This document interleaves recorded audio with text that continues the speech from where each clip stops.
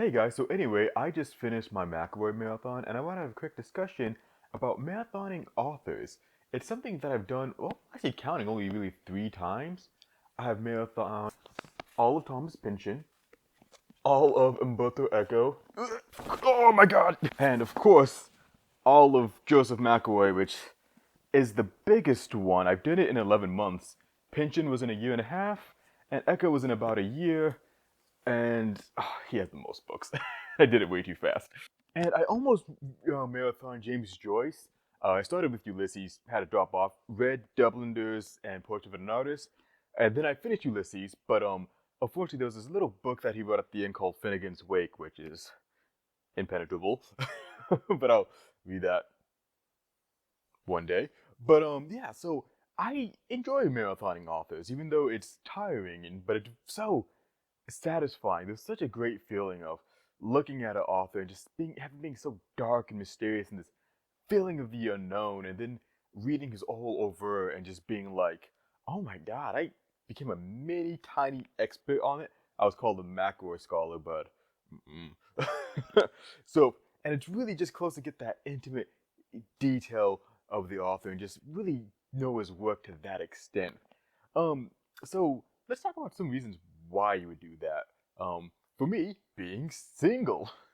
But more the real reason is that, well, being single, but finding something about an author that really speaks to you on a thematic level. Now, the prose is important, the stylistic stuff, the time period, the fun of it, and everything. That's really important. But for me, I think the biggest thing is the themes. It gets at something that is either something I want to know about in my life, something that resonates with me to a degree, or something I want to challenge myself on. For example, with Pynchon, I was very much into postmodernist ideology. I still am, even with acknowledgement of the flaws that postmodern ideology has. And like seeing how destructive systems can be, and it just keeps building on itself, and it causes disasters and heartache, and it's just something that has gone out purely from the sake of as a tool for being humans and a system unto itself. Umberto Eco, I loved reading because it just addressed history and all these esoteric ideas in history, but it also got into the topic of fake news, something that was so important to me. I read it in 2018 during the Trump administration, with fake news just circling everywhere like damn crazy, and anti-Semitism and having a Jewish identity that's important to me. But being able to read how this is nothing new. This has been going on for a while, and just to read how it actually builds on itself and how it's created, and even though at the time it can be falsely pointed out, but fake news is like the plastiques of information. It just proliferates and just gets stuck there, and it's easy to create and it's tough to get rid of. But also, it would have gave me its vocabulary and a method of identifying this racism. And to be honest, saying the same trends and same racial ideologies that you'd see in this book used nowadays, and just to see how profitable it is as well. And then with Joseph McElroy, the biggest thing I can say I drew from that is divinity in the mundane, and just to see him go all these things that just seem so small and non-important, but have so much meaning in our lives that we divorced ourselves from. The example I always like to go to is this focus on architecture and like an apartment building. Who cares about an apartment if you really think about it? But it's so integral to so many of our lives. Me living in an apartment right now, even though it's not going to be remembered as anything historical or beautiful or anything like that, it's just a damn commercial apartment building, but how important it is to my life, the plaster of the walls, the architecture, the placement, the plumbing of the pipes and everything like that. That's important to me, much the same way corn was important to the indigenous tribes and how they would worship corn. The Aztecs, having a god of like reincarnation and whatnot, and god of rain, also had a god for mats as well. Because you think about it, mats are integral to everyday life, and in our society, we've removed that divinity and that spirituality from the everyday objects. A second reason I'll read these books is, I'm be honest, difficulty. I love difficult works. I love challenging myself, as annoying as it can be. It makes me feel stupid sometimes, but um, I like to read to challenge myself in a lot of ways, and I love difficult work. So knowing these guys, they're on the precipice of their craft, and seeing things that only they can do within their work, or maybe not necessarily only they can do, but taking an ideology or taking a little grain and expanding it to this whole crazy level, like Paul Gilbert with like alternate picking, or Matthew Mills with like sweep picking and stuff like that, or Sean Lane with giant interval skips. Like they take this thing that you might see here and there on a small scale and just expand it to a degree that when you look at it, like, how the hell did you get here, man? And I just love that stuff. I just love seeing that technicality to it and just reading these massive magnum opus. There's something with writing where when you read these difficult prose, it's not just expanding on the foundations of literature as well, but just expanding on the foundations of language and our understanding. We use language to rationalize the world.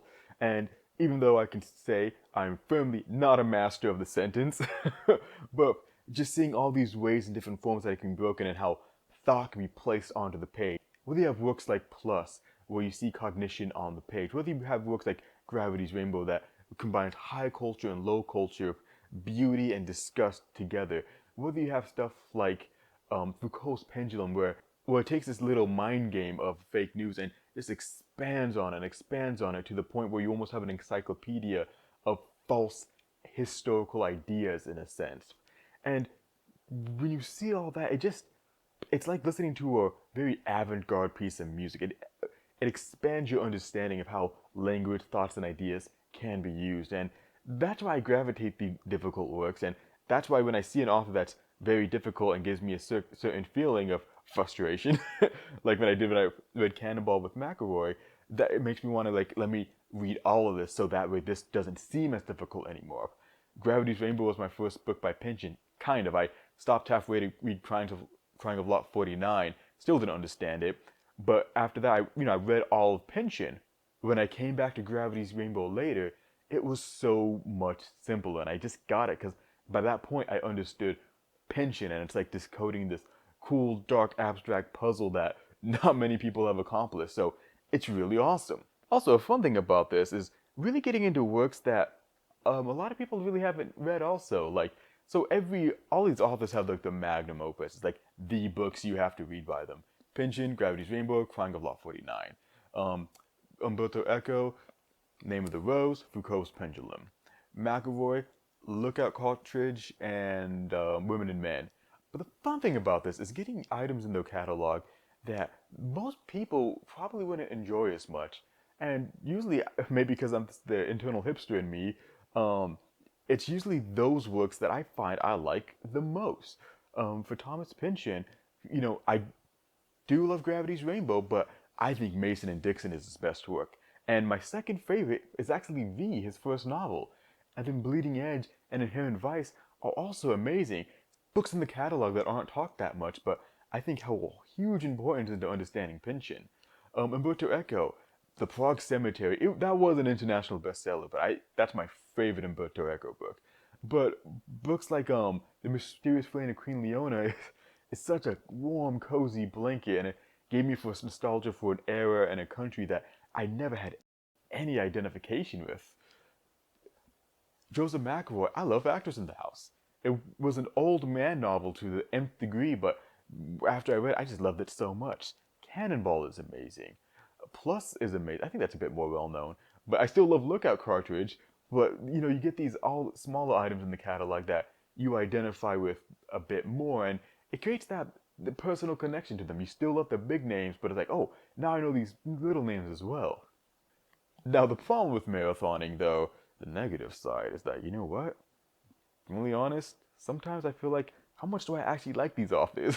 Because I read them so much, I get tired. Like, for a while, I thought of, like, I think I'll only like half of Pynchon's catalog. I didn't like Crying of Lot 49. Gravity's Rainbow I liked more in my second read-through, and I wasn't the biggest fan of Against the Day, to be honest. I'm not a biggest fan of Vineland.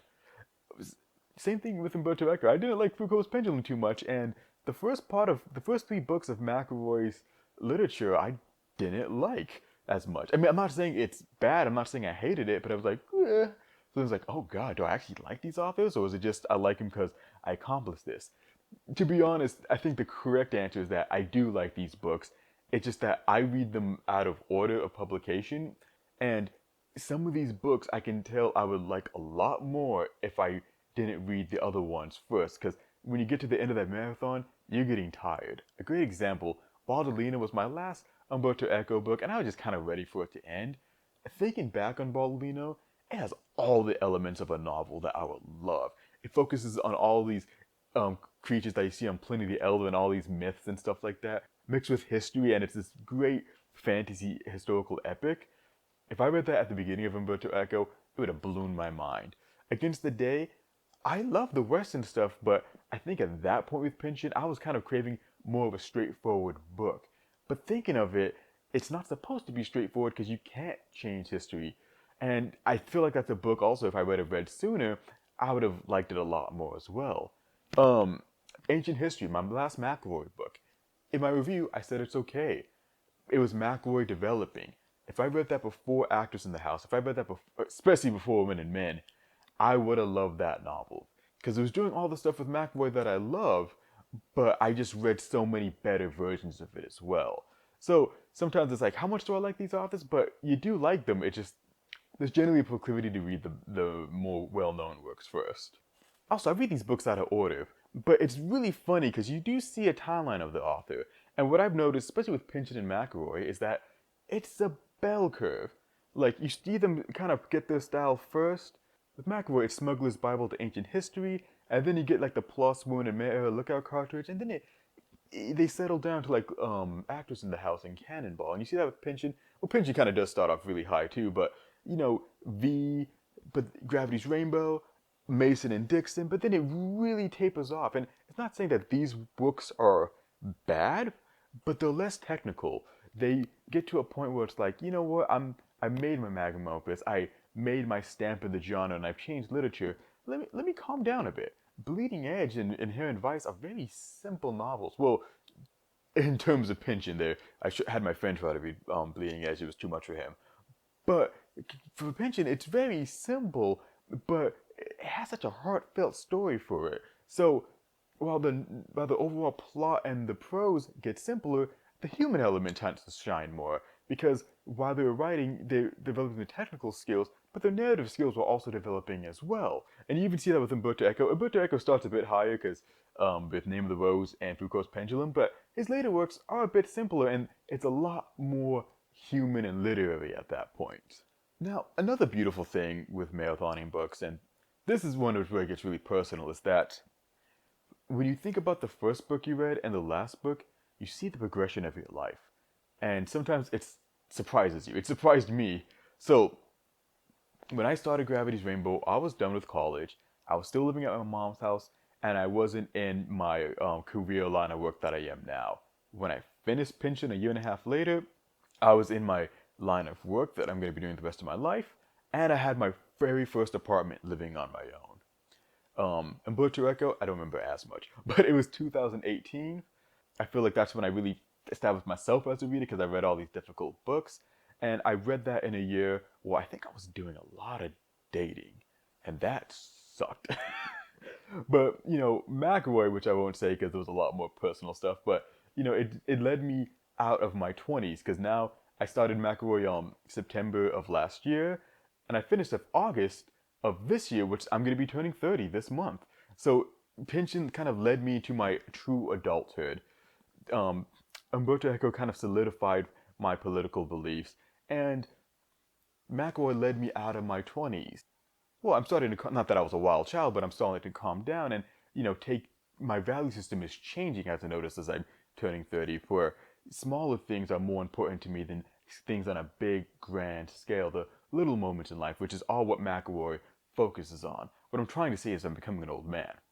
You know, even with all the difficulties, all the personal stuff that you have, because sometimes in life you just feel like you're treading water, nothing's really happening going on. But then look at the first book to the last book and you see all the events and all the struggles that happen. It's like, oh God, I did progress through something. Stuff did happen in my life. But you know what? I was able to solve it. I'm better from where I was at the beginning compared to where I am now. I'm better at this stage. And even though there was a lot of difficulties, I was still able to engage myself academically and engage myself with this difficult literature and expand myself. So it's like I was able to do supplementary stuff while life was happening at the same time. Now, that's not to say you don't have breaks, you don't have moments where you're being a piece of crap just watching YouTube. Though after Women and Men, I watched a lot of Kitchen Nightmares. The UK version's great, but still, looking at the beginning of the Inner Marathon, I feel like I was a different person at the beginning compared to the end. So I think there's a real beauty for that because it's also that thing of, do these books influence us? Are we just picking things that would already resonate with our ideology? Is it both? It's one of those things where you do a marathon, and by the end of it, it ends up resonating with you on a level that you didn't expect. It's that whole the right book at the right time thing. And I don't think there's a really good answer. I think it's a bit of both, Bennett. But like, you can't know the context of each book, and maybe just this you're reading so much that it pops out of you, and it's bound to be right, like kind of like horoscopes. But who knows? And I think there's a real beauty to that, and puts these authors on a much more personal level. Well, I'm never gonna have an objective opinion on them because they led me through so many personal and developmental parts of my life that when I think of my 20s, I'm going to be thinking of Pynchon and McElroy. I'm going to be thinking of Umberto Eco. Um, it's like these authors almost led me into my manhood in a lot of ways. So that's my experience with marathoning authors. Let me know what books you've marathoned, and if you want to get personal, let me know some of the experiences you had. Um, I will say though, I'm probably not going to do another marathon for a while. Reading all these authors in a year is very difficult and sometimes difficult to keep interest. McElroy in 11 months was a mistake. I recommend giving yourself 2 years to read Joseph McElroy. There's so much into it, not to mention all the rereads I have to do. Um, but authors I would like to marathon next would be Samuel Delany, obviously, especially his later work I'm very interested in. Virginia Woolf. Woolf is one of those people like I just have to read, and I have to read all the letters. The more I read Woolf, the more it's like she is even though she's a household name, she is underrated as an author. She deserves to stand up there with Pynchon and whatnot, and James Joyce. And then I think Volman might be somebody that interests me because he does like it sounds like he does a lot of the stuff that Umberto Eco does with history, and then he writes horror fiction later on, like Delaney. Sold. So yeah, but I'm not gonna do those in a year. I might. I'm crazy. I got that collective mindset. But yeah, that's my experiencing with marathoning authors, and I'm a nerd.